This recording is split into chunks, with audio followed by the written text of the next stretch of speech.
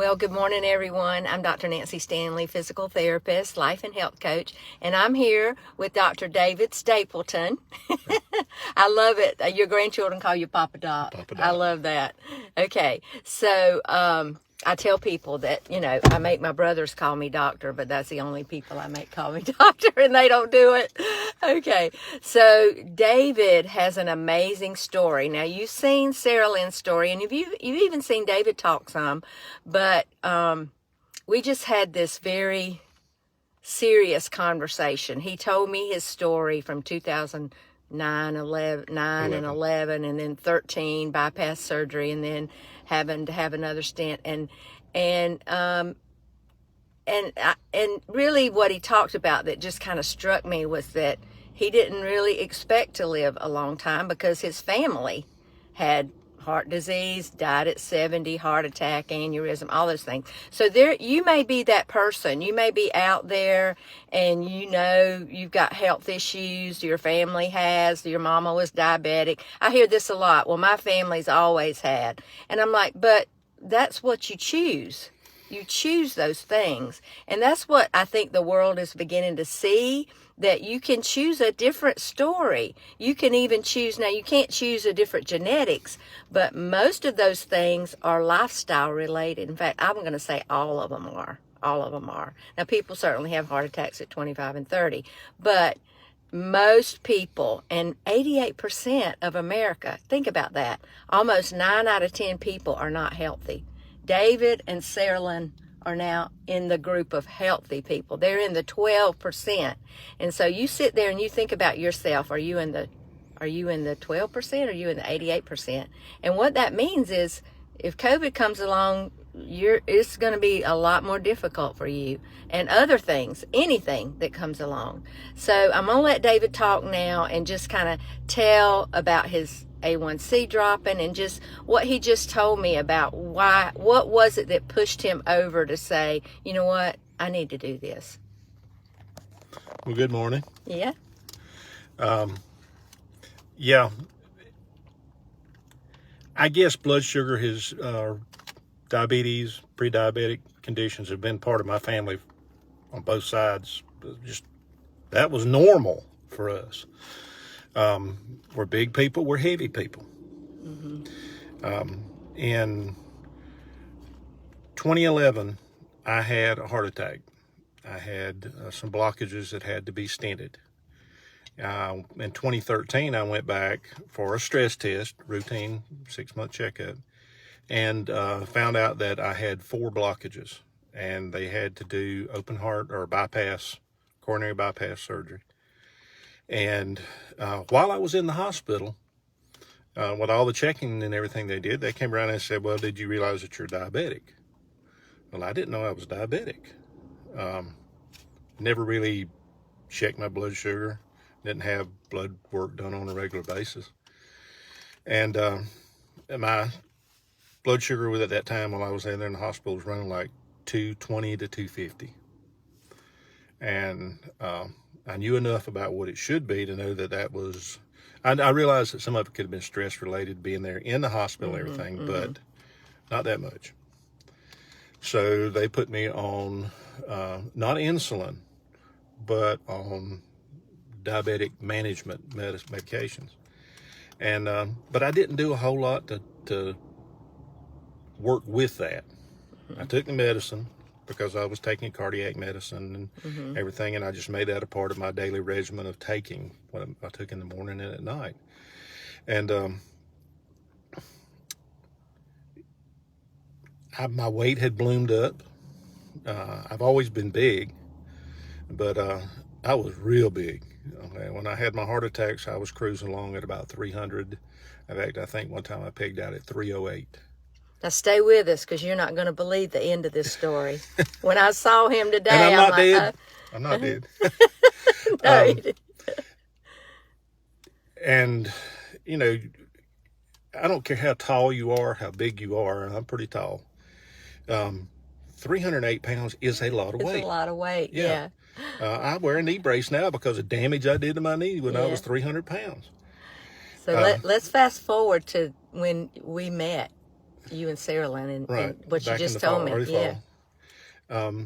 My wife has been battling weight for well, pretty much since she graduated. We graduated from high school together. We were high school sweethearts, so it goes way back. And I've seen her lose weight and then get frustrated when it didn't go off, and she'd get discouraged and it'd come back on. We even went and had gastric, she had the lap band surgery. Lap band, yeah. Yeah. And that was before insurance would pay any of it, so Right, every yeah, bit of that was yeah. out of pocket. So, and then we were just, she was depressed. Yeah. And we've been married over 40 years, and I really wanted to I wanted to be there till my end, which I figured would be first, just because men in my family don't live much past 70, historically. So that puts me in the almost just 2-hand countdown time frame, because I just turned 62 yesterday, or Wednesday, excuse me. And but when we met with Dr. Nancy, and she was going over, and it wasn't so much what we could or couldn't eat or anything, it was more the attitude. How do you want to approach it? And thinking right. If you're thinking right, You're the eating right will follow. There you go. There you go. And so my wife and I are in it together. Yep. Everything else we've done in life, we've been in it together. I love what you told me just a few minutes ago. You said, I knew I wanted her to be successful, and I knew if she was not doing, if she was eating right, but I'm over here having my stuff, it wasn't going to help her. I love that. That's love right there. Because, you know, when it comes to food, people can, it's kind of like their money. They can, they can get Well, we don't have uptight about separate it. checking accounts. So, There you go. we don't There you have go. separate refrigerators. There you go. So, And I knew, you know, even times when I would sneak around and eat what I Yeah. wasn't supposed to eat, Right, yeah. she knew I was doing it. yeah. And that wasn't giving her the support she needed. Right. To So y'all to be did it. successful. So y'all did it, and here's what I love is, first of all, the A1C came down 3 points. That's amazing. But okay, tell us your weight loss. How much weight have you lost? Well, when we started this, Yeah. we had gotten on the scales to see what it was, and I was right at 280. Okay. I had dropped down from what I was years ago, but 280 is still pretty big. Yeah. To be 60 something. Yeah. And scales last week, I was 235. Yeah. But this, what Then we size? went on vacation last week, so I was back up closer to 240 because we had our grandkids. Right. But you started back over when you got back home Yeah. from vacation. You didn't have to take 2 weeks out of it and say, oh my gosh, I got to do this. It's just easy to start back over. Yeah. I think that's what people need to hear. So your pants size, that's what I love that. This is a little bit embarrassing. We had gone down to Florida. We were down at St. Augustine, and we had the grandkids with us. And our 2 youngest grandkids are toddler size. They're 5 and 2. And we had been to the beach. We were coming back, and I had on a pair of older shorts that I need to have had them belted, but I didn't. And I had my wallet, my keys, my phone, everything in my pocket. I think I know where this is going. And thank goodness we were starting into the condo. We weren't just leaving or going in a restaurant. And I had beach stuff under one arm, and I had one of my grandchildren's hand in the other. And when we started to cross the parking lot towards the building, my pants just fell.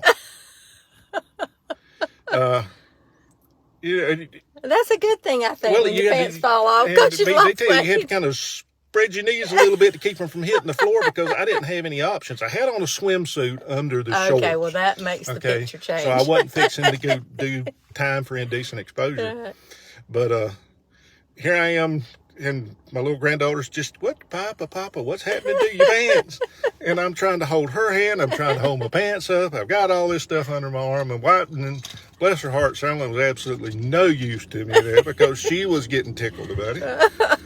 And so So that's your story. I'm having to retire a lot of clothes, which is and probably getting to wear some of those things you've had in the back of the closet for Yeah, a while. I know I have done that. I'm not that much of a fashion fanatic. Right, so you're wearing some old. Yeah. I love that, and my husband's doing that too. In fact, we went through some of his and got rid of some of his. So you're down to a 34. 34. That's amazing. And I was comfortable in 40s. Yeah. I'll be honest with you, I had some 42s. But now, depending on the cut, 34 or 36. There you go. There you go. Okay, so was it worth the money you spent? Oh, yeah.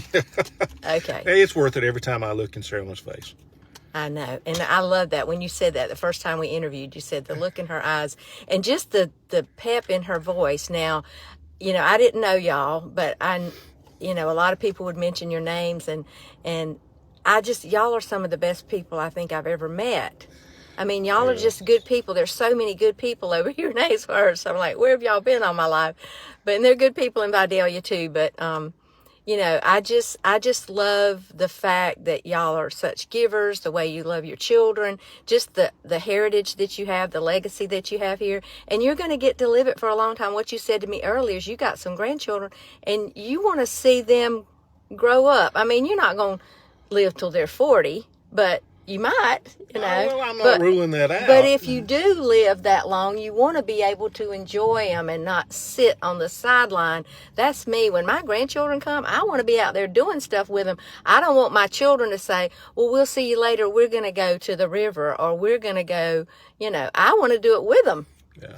Yeah, that's my thing. Well, last year, for my birthday last year, my wife gave in and bought me a bass boat. Yeah. And I've never had one. Okay. But she hadn't been able to get in it. Okay. We're taking the boat out sometime next week. So. Okay. What a celebration. That's so awesome. Okay. Well, we're going to jump off now, but let me just tell you, I got a new challenge starting actually now. So you need to message me. Let's talk about it. I take payments. I don't ever want money to be a reason why somebody doesn't get healthy. And, I just appreciate you, David, and sharing this story. Anybody out there, if you battle blood sugar, if you battle weight, if you battled exhaustion, just not having the energy to get out and do something. Pain too. Pain, yeah. And if you've got children or grandchildren and you want to spend time with them, maybe you're sitting back and you're saying, I'd love to be out there with them, but I just can't do that. Yes, you can. Yeah, you can. But you got to feel good. You got to. I mean, pain is going to keep you on the couch. One day at a time. And if you slip up one day, don't stress about it. It's in the past. As soon as it happens, leave it there. And I'm here to support you. I'm here to coach you. I'm here every day in the app. We have a phone app, and you're going to know exactly what to do. You're an expert now. You really are. Think about it. You are. You could tell somebody else what to do. Yeah, but I'd also probably refer them to you too. Because well, there you go. There's a lot to it, but you don't have to call me up every day and say what I need to be eating. You know what you need to be eating. You know what's right. And Sarah Lynn was like every morning he was of the habit gonna have something sweet, and you just said that cereal, breakfast bar, something sweet, and now you don't do that. No. And you probably don't eat breakfast now. Well, that's a habit that I lose, but usually it's a couple of boiled eggs. There you go. Okay, and that'll do it. And that protein-based breakfast lasts me way on. And if I want to skip lunch, or like yesterday, we ate lunch. We fasted last night. Yeah. So have y'all saved money on your groceries and eating out? Oh yeah. Yeah. Even with groceries going up, what I find is, I don't have a bunch of stuff in my house anymore. I have the food that we need. Now, you got grandchildren. I know you're going to have stuff. But, it's just a good feeling to know that, like last night, we had pork chops and broccoli and some stir-fried peppers. It was so good. And we'll have that for lunch today, because when I do it, I cook enough to have left over unless we're fasting lunch. Okay, well, I'm going to jump on here. Yeah, these are two of your encouragers. I see Sarah Lynn on here. She's watching. She's awake. Hey, baby. Okay, well, I'm fixing to go over to Lisa's kitchen and help give out some food to people that are less fortunate. And, well, I won't say less fortunate. They just need something. And so that's what we're doing over there. So Tammy, one of my other clients, is over there heading that up. But I appreciate y'all, and I'm looking forward to more success, more and more and more success. And I want to see you when you're 85, because I'm going to be 88 when you're 85. So You're telling on both of us. that's right. Yeah, but that's okay. Because you know what? That's only 30 years old. I don't feel 65. I do not feel 65. I actually, today, I think I feel about 30, really. Because even at 30, I wasn't eating, I was dragging because I was eating sugar. I was putting the wrong things in my body. All right, we're going to jump off. Y'all have a great day. And remember, this is Good Friday, but Sunday's coming.